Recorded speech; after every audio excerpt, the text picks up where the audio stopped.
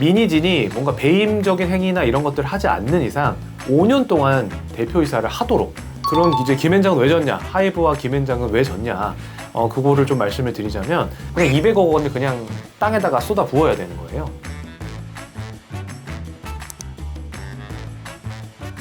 안녕하세요. 상쾌한 배변 배진성 변호사입니다. 많이 화제가 되고 있는 민희진 vs 하이브 사건에 대해서 말씀을 나누려고 하는데요. 네, 최근에 그 민희진과 하이브 간에 가처분 결정이 나왔어요. 가처분은 뭔지, 이 가처분 결정의 내용은 뭔지, 하이브를 대리했던 김앤장은 왜 졌는지, 이런 것들에 대해서 말씀드리려고 합니다. 기본적으로 이 어도어라는 회사나 하이브 산하 레이블이다 이렇게 표현을 하지만 결국은 그냥 별개의 회사인 거예요. 하이브와는 별개의 회사인데 하이브가 주주로 있는 거죠. 어도어의 대표이사가 이제 민희진이 되는 거고, 어도어 소속 가수가 뉴진스가 되는 겁니다. 근데 왜 가처분에서는 하이브가 민희진을 대표이사에서 해임하도록 하지 못했느냐? 그것은 바로 민희진과 하이브가 체결한 주주간 계약 때문이에요. 민희진이 이제 이 하이브 산하의 레이블인 어도어의 대표이사로 취임하고 주식을 받고 이런 과정 속에서 주주간 계약이라는 걸 체결했어요. 민희진과 하이브 간의 계약인 거죠.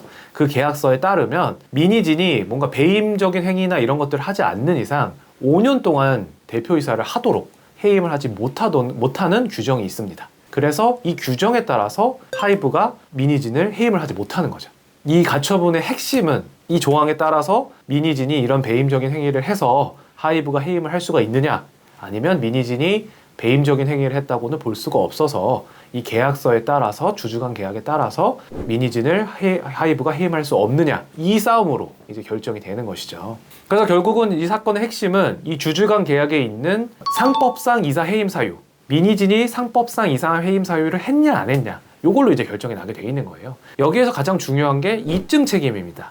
누가 이거를 입증을 해야 되냐. 그러니까 민희진이 내가 상법상 이사 해임 사유가 없었다라는 거를 증명을 해야 되는 것인지, 아니면은 하이브가 민희진이 이런 상법상 이사 해임 사유를 했다라고 증명을 해야 되는 것인지, 요게 이제 되게 중요한데, 이 부분에 있어서 하이브가 증명을 하도록 입증 책임이 하이브에 있다 라는 이제 판사의 결정이 있었던 거죠. 그럼 이제 김앤장은 왜 졌냐? 하이브와 김앤장은 왜 졌냐?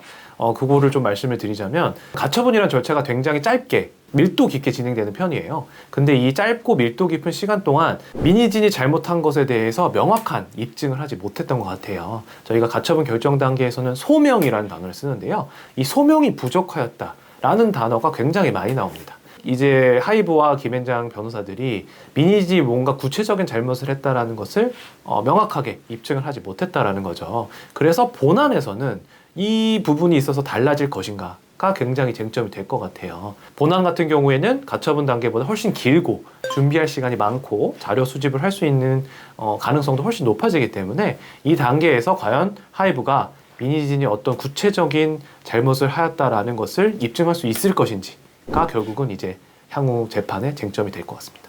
이제 민희진은 당분간은 대표이사직을 계속 유지할 수밖에 없어요. 하이브가 이것을 위반할 경우에 200억 원을 내는 걸로 이제 간접강제 결정이 나왔거든요. 그러니까 결국은 하이브가 민희진을 해임하기 위해서는 그냥 200억 원을 그냥 땅에다가 쏟아 부어야 되는 거예요.